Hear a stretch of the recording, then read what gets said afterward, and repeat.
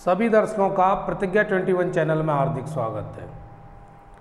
आज का जो विषय है वो है इंग्लिश ग्रामर, और इंग्लिश ग्रामर में भी शुरुआत करेंगे प्रेजेंट इंडेफिनिट टेंस की, क्योंकि इज, एम, आर, वॉज, वर के बाद अगर कोई ट्रांसलेशन में पहला कदम मजबूत रखा जाता है तो वो प्रेजेंट इंडेफिनिट है।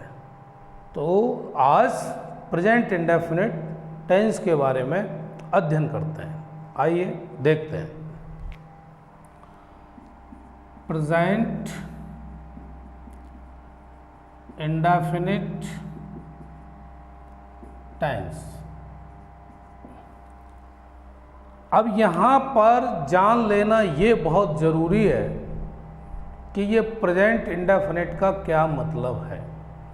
जब ये समझ में आ जाएगा कि प्रेजेंट इंडेफिनिट क्या है, तो बाकी जो सेंटेंस बनेंगे वो भी आसानी समझ में आ जाएंगे। प्रेजेंट का मतलब होता है तो वर्तमान, सभी जानते हैं, और इंडेफिनिट का मतलब होता है अनिश्चित, जिसका कोई समय ना हो उसी को तो अनिश्चित कहते हैं। और निश्चित है इसका मतलब उसका समय है। और ऐसे ही ये टेंस का मतलब काल, और काल को दूसरा क्या कहेंगे, समय, और इंग्लिश में टाइम। तो ऐसा कोई वक्तव्य या कोई सेंटेंस जो वर्तमान काल में हो, समय दिया ना गया हो, उसको इंग्लिश में ट्रांसलेट करने की विधि है, उसको सीख रहे हैं आज। प्रेजेंट वर्तमान, और इंडेफिनिट अनिश्चित, और टेंस का मतलब काल। अब इस प्रकार के जो सेंटेंस होंगे उनकी अपनी एक पहचान है, क्योंकि नाम, रूप, गुण, ये सारी चीज़ें अलग अलग होती हैं। जब भी हम किसी भी चीज़ का अध्ययन करेंगे तो पहले तो नाम से ही मुलाकात होगी, फिर उसके बाद गुण, बहुत सारी, उसके बाद चलते हैं कहीं अगले कदम की ओर। तो पहले तो पहचान होनी चाहिए कि इस प्रकार के जो सेंटेंस हैं वो कैसे होते हैं। तो यहाँ एक लाइन में ये समझेंगे, इस प्रकार के वाक्यों के अंत में ता है, ती है, ते हैं शब्द आते हैं। कौन से शब्द आते हैं? ता है, ती है, ते हैं, ये शब्द आते हैं। ये तो हो गई इसकी पहचान, किसकी? प्रेजेंट इंडेफिनिट टेंस की। अब बनाने के लिए जब सेंटेंस हमको इंग्लिश में बनाना होगा तो वो तीन प्रकार के होंगे। एक तो एफर्मेटिव होगा, एक नेगेटिव होगा, और एक इंटरोगेटिव होगा। इन्हीं तीनों से आमना सामना होगा। तो पहले सीखते हैं एफर्मेटिव सेंटेंस। एफर्मेटिव सेंटेंस कैसे बनेगा?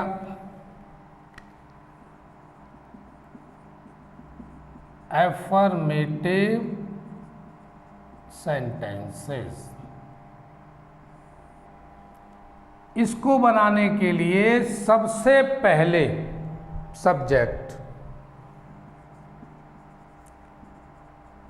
उसके बाद सब्जेक्ट के बाद अगर हम प्रयोग करेंगे तो क्या करेंगे?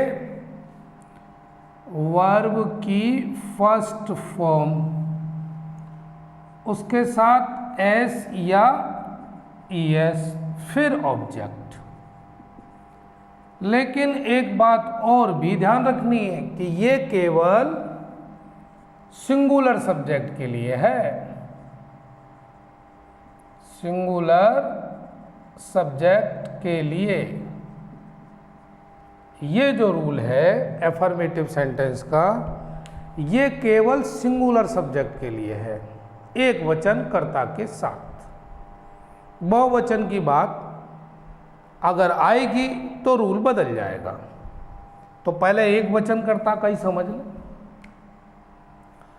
एग्जाम्पल, मोहन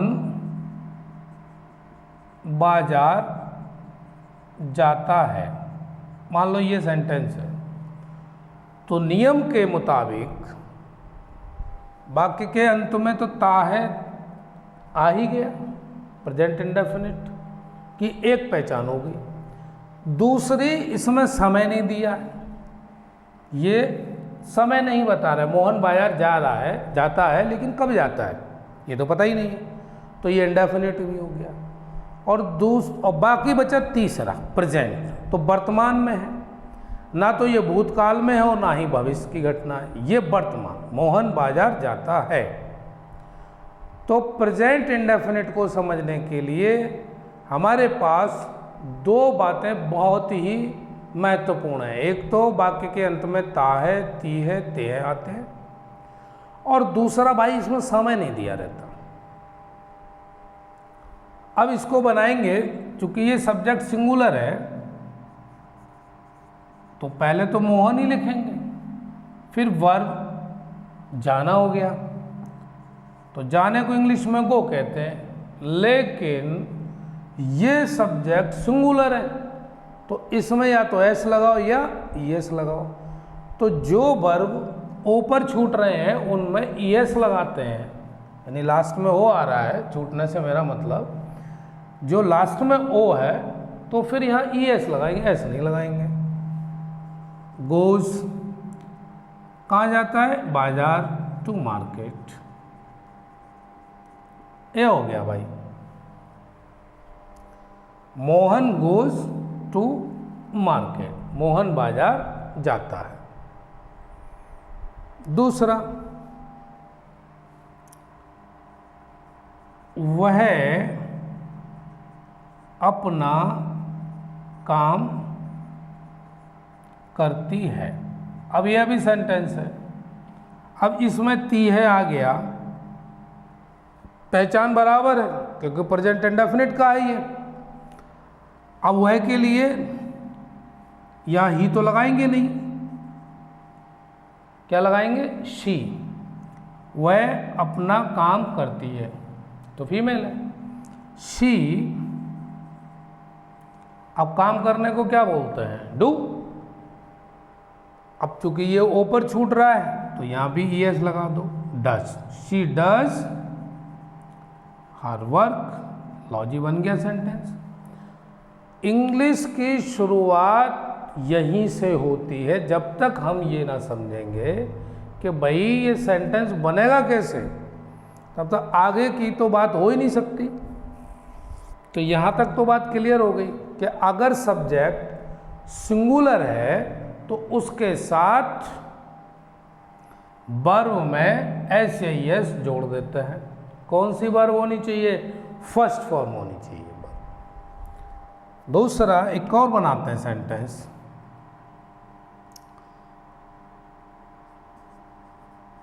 विमल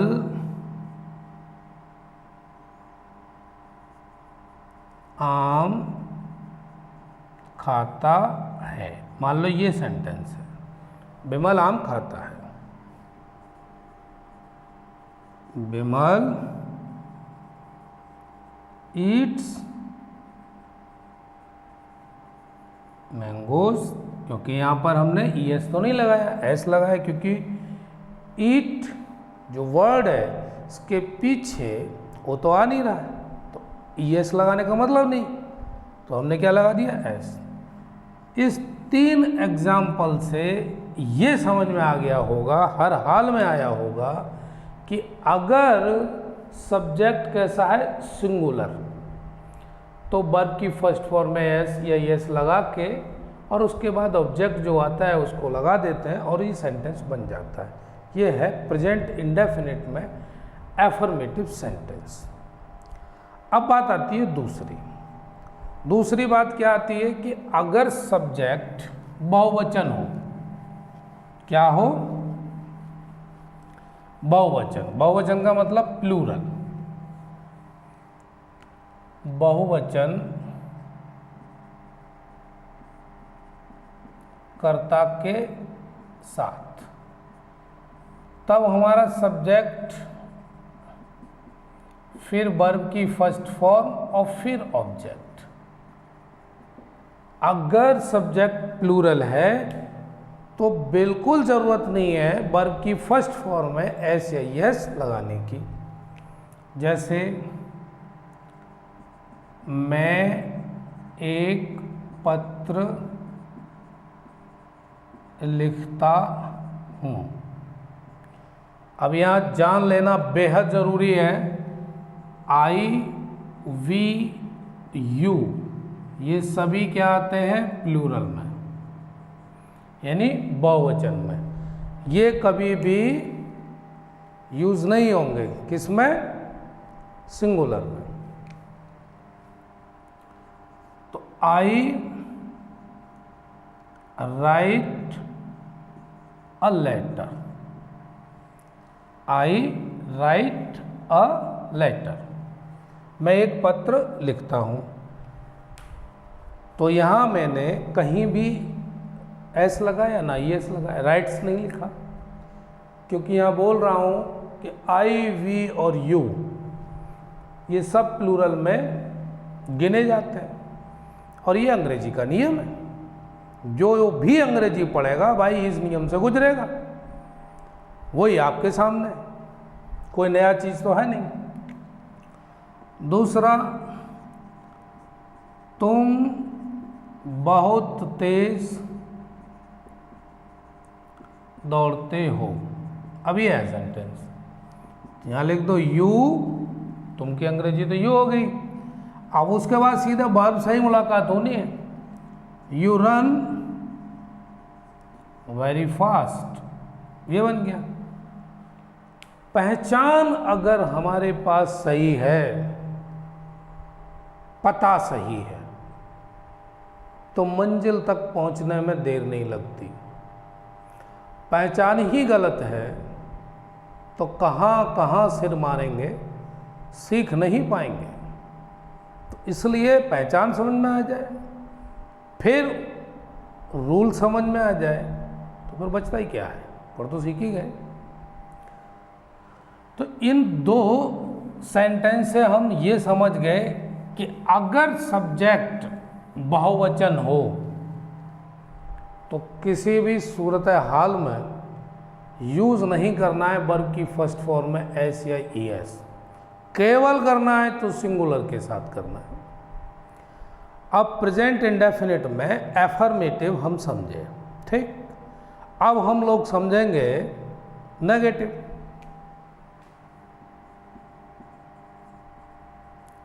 नेगेटिव सेंटेंसेस। अब इसके साथ भी वही कंडीशन है, एक वचन कर्ता के साथ, कर्ता मतलब सब्जेक्ट, सब्जेक्ट लगाएंगे और फिर डज नॉट लगाएंगे और फिर वर्ब की फर्स्ट फॉर्म लगाएंगे और फिर ऑब्जेक्ट लगाएंगे। लो भाई, इसमें कौन सा मुश्किल का काम है? ये मुश्किल का काम तो यही है कि भाई याद रखना, अगर रास्ता भूल गए तो जहां पहुंचना था वहां तो नहीं पहुंचेंगे, पहुंच कहीं और ही जाएंगे। तो काम क्या करना है? सबसे पहले रूल याद रखेंगे। ये कहता है जी एक वचन करता है, नेगेटिव सेंटेंस है, तो तुमको केवल सब्जेक्ट डज नॉट वर्ब की फर्स्ट फॉर्म ऑब्जेक्ट लगा देना है और सीख गए। सेंटेंस उदाहरण देखते हैं एक, वह कठिन परिश्रम नहीं करता है। वह की इंग्लिश तो ही हो गई, ही। फिर डज नॉट तो आपको लगाना ही है क्योंकि ये रूल है, एक वचन करता है। He does not work hard, लो बन गया सेंटेंस। दूसरा सेंटेंस, मोहन स्कूल नहीं जाता है। मोहन स्कूल नहीं जाता है। इसमें क्या करेंगे, वही रूल का इस्तेमाल करेंगे और क्या करेंगे, Mohan does not go to school. भाई नेगेटिव है, डज नॉट का यूज करना है प्रेजेंट इंडेफिनिट में अगर सब्जेक्ट सिंगुलर हो। शर्त यही है एक वचन कर्ता के साथ। सब्जेक्ट सिंगुलर होगा, इस नियम पर चलना होगा। सब्जेक्ट जब प्लूरल होगा तो नियम इसका दूसरा होगा। चलिए अब दूसरे नियम की तरफ चलते हैं। बहुवचन कर्ता के साथ, बहुवचन कर्ता के साथ, कर्ता मतलब सब्जेक्ट और बहुवचन का मतलब प्लूरल। अगर प्लूरल सब्जेक्ट है तो क्या नियम होगा, बड़ा आसान नियम है। पहले सब्जेक्ट लगाएंगे, फिर डू नॉट लगाएंगे और उसके बाद वर्ब की फर्स्ट फॉर्म लगाएंगे, फिर ऑब्जेक्ट लगाएंगे। सीधा सीधा हो गया। अब फर्क क्या आया यहाँ पर, फर्क ये आया कि जहां सिंगुलर था वहां डज नॉट यूज हो रहा था, लेकिन यहाँ प्लूरल है तो डू नॉट का प्रयोग करेंगे ही। ये बात आसानी से याद की जा सकती है और कोई मुश्किल काम नहीं है। अब उदाहरण लेते हैं। हम कमरे में नहीं सोते हैं, ये लगा है सेंटेंस। तो हम तो वैसे भी क्या है, प्लूरल, और हम की इंग्लिश आ गई we do not sleep in the room. अब कौन सा मुश्किल काम है भाई, सब्जेक्ट लगा दिया, रूल में डू नॉट लिखा हुआ है, वर्ब की फर्स्ट फॉर्म लगनी है, इसकी कोई फेरबदल नहीं, ना सेकंड है ना थर्ड है, सीधी सीधी फर्स्ट फॉर्म लगनी है। उसके बाद ऑब्जेक्ट जो भी होगा वो लगा दीजिए, लो बन गया। अगला, बच्चे झूठ नहीं बोलते हैं, सॉरी, बच्चे झूठ नहीं बोलते हैं। अब यहां पर दिया हुआ है, अब बच्चे की अंग्रेजी the children do not speak a lie या टेल अ लाई, कुछ भी लिख दीजिए, दोनों ही सही है। The children do not speak a lie, यह भी सेंटेंस बन गया। दो सेंटेंस हो गए, और ये दो सेंटेंस क्या बता रहे हैं, प्लूरल। मैं यही बताना चाह रहा था कि जब सब्जेक्ट प्लूरल में हो, बहुवचन में हो, तो भाई डू नॉट का प्रयोग कर दो। अगला, अब एफर्मेटिव समझे, नेगेटिव समझ गए, अब तीसरा चरण बाकी है। क्या है, इंटेरोगेटिव अभी समझना बाकी है। अब इंटेरोगेटिव भी दो प्रकार से, कैसे समझेंगे इसको भी समझते हैं। यदि वाक्य क्या शब्द से शुरू हुआ हो, क्या शब्द से शुरू हुआ हो तो, शर्त है अगर वाक्य, हिंदी में वाक्य क्या शब्द से शुरू हुआ है तो इस विधि से बनाएंगे। कौन सी विधि, तो पहले तो या तो डू लगाएंगे या डज लगाएंगे, ये डिपेंड करेगा। अगर सिंगुलर है तो डज, प्लूरल है तो डू लगा देंगे। फिर उसके बाद सब्जेक्ट का यूज करेंगे, फिर वर्ब की फर्स्ट फॉर्म और फिर ऑब्जेक्ट, फिर क्या लगाएंगे, ऑब्जेक्ट। अगर इंटेरोगेटिव नेगेटिव होता तो नॉट सब्जेक्ट के तुरंत बाद लगा देंगे, कोई बड़ा काम नहीं है। लेकिन बड़ा काम यह है कि ये रूल याद रखना है, यदि क्या शब्द से शुरू हुआ हो तब शुरुआत सेंटेंस की ऐसे करेंगे। उदाहरण लेते हैं एक, क्या रवि प्रतिदिन स्टेशन जाता है, ये है सेंटेंस। शुरुआत क्या से हो रही है? रवि जो सब्जेक्ट है वो सिंगुलर ही है, तो करना क्या था हमको? डज का यूज, डज रवि, उसके बाद सब्जेक्ट लग गया वर्ब, फर्स्ट फॉर्म जाने की go, does Ravi go to station, to the station daily, प्रतिदिन, बन गया सेंटेंस। शुरुआत में अगर क्या आया हो तो बस नज़र इतनी रखनी है कि सिंगुलर सब्जेक्ट है या प्लूरल सब्जेक्ट है। अगर सब्जेक्ट प्लूरल है तो डू से शुरू, और सिंगुलर है तो डज से शुरू। एक और देखते हैं एग्जाम्पल, क्या ये लड़के स्कूल में शोर नहीं मचाते हैं? अब यहाँ पर क्या से शुरू हुआ है, लेकिन अब ये सब्जेक्ट ये लड़के प्लूरल हो गया ना, तो डू दीज बॉयज, और इसमें नेगेटिव भी है, यानी नहीं आया है, तो do these boys, subject use हो गया, उसके बाद नॉट, क्या लगाना है? Not. Do these boys not make a noise in the school.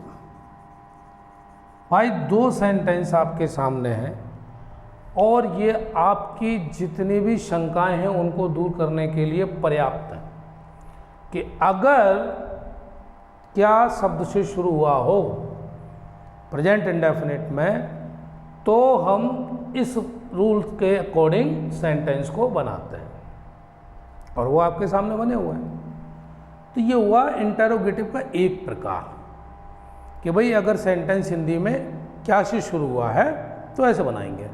अब इसका दूसरा प्रकार भी देखते हैं। दूसरा प्रकार कैसा, उसको भी जरा समझ ही लेते हैं कि यदि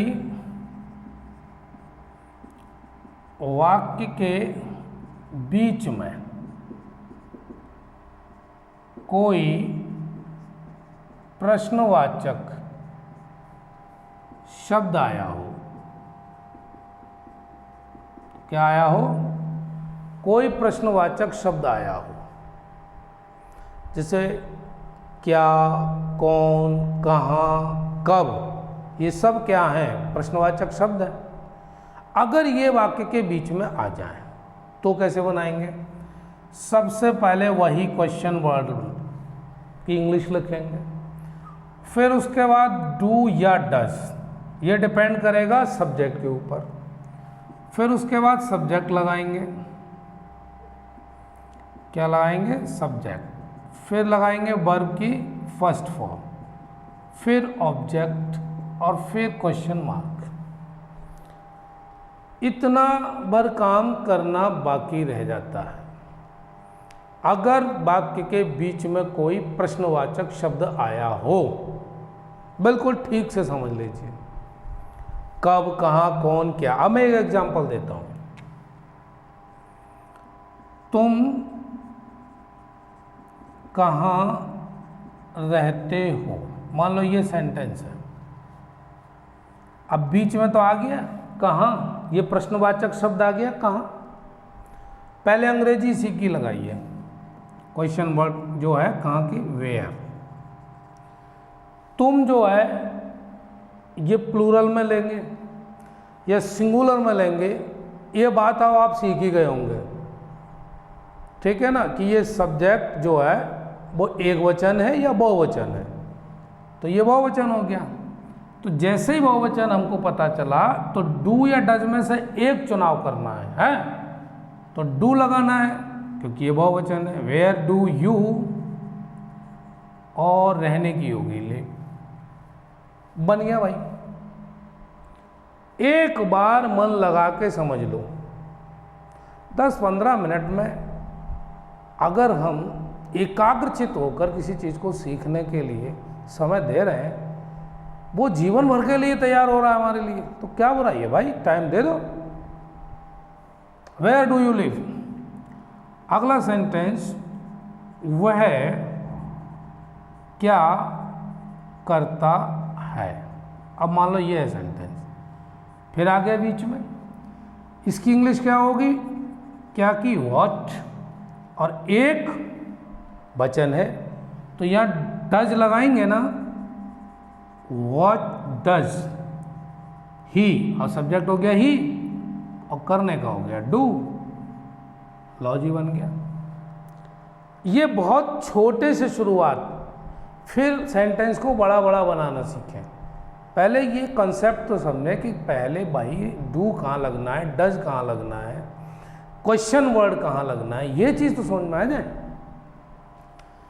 एक और देखते हैं। अब यहाँ तक बात आती है, आपको दोनों ही प्रकार समझाए। इंटरोगेटिव में अगर क्या से शुरू हो तो, और यदि बीच में कोई प्रश्नवाचक शब्द आ गया हो तो। लेकिन अब एक कंडीशन ऐसी भी आती है जहां पर ये रूल फेल हो जाता है, प्रेजेंट इंडेफिनिट में ही है। अभी जो दोनों रूल बताए हैं वो फेल होते हैं। अब वो फेल कहाँ हो रहे हैं, जरा ये भी हम देखते हैं। क्योंकि इंग्लिश अपने ही नियम को तोड़ देती है, इंग्लिश अपने ही नियम को तोड़ देती है। देख लीजिए एग्जाम्पल, और वहाँ कौन जाता है। अब इसकी इंग्लिश जब हम बनाएंगे तो कायदा तो ये कहता है कि भाई पहले हमें हु लिखना है, क्वेश्चन वर्ड यही है भाई, कौन की अंग्रेजी हु हो गया। फिर हमको ये देखना था डू या डज में से, लेकिन ना, ऐसा नहीं होगा। यहां पर ये रूल बिल्कुल फेल। क्या होगा, वहां कौन जाता है, हु गोज देयर। अब हो गया ना अपना है इंग्लिश का बनाया हुआ नियम फेल। ये सेंटेंस ऐसे बनेगा, हु गोज देयर। एक और लेते हैं सेंटेंस, तुमको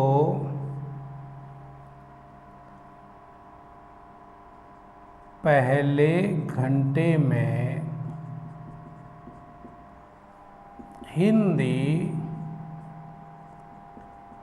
कौन पढ़ाता है।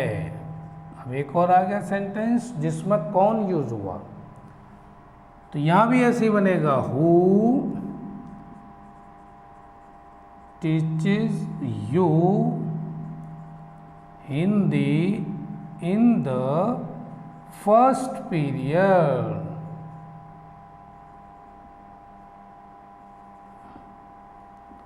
यह क्वेश्चन मार्क। अब आपको ये दिमाग में आ गया होगा कि सेंटेंस बनेगा कैसे। यहाँ पर जैसे ही सेंटेंस हु से शुरू होता है और सारा जो नियम था उसकी धज्जियाँ उड़ जाती हैं। फिर तुरंत किसका प्रयोग करेंगे, वर्ब की फर्स्ट फॉर्म का।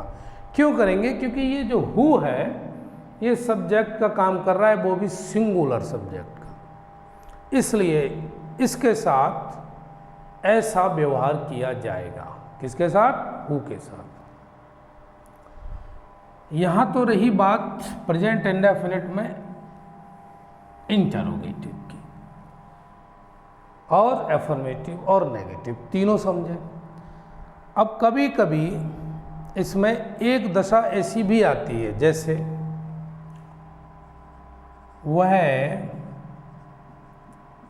किताब पढ़ता तो है। लो, ये है सेंटेंस।